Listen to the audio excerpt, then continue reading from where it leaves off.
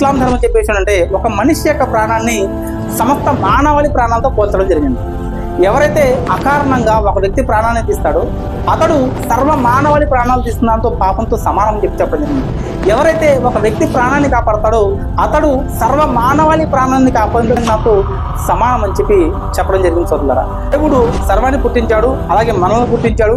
మనకు ఇక్కడ ఇహలోక జీవితం ఏదో ఉందో అది తాత్కాలిక జీవితంగా ఇవ్వడం జరిగింది. ఈ తాత్కాలిక జీవితంలో ఆయనను గుర్తించి ఆయనను ఆరాధించి మనం ఆయన హక్కులు తోటి మానవుల యొక్క హక్కులు చెల్లించి వెళ్ళవలసిందిగా ఆయన మానవుడికి తాకీదు చేయడం జరిగింది. ఈ విషయాల్లో ప్రధానంగా దేవుడి తర్వాత తల్లిదండ్రులు అనే విషయం చాలా స్పష్టంగా నొక్కి చెప్పడం జరిగింది.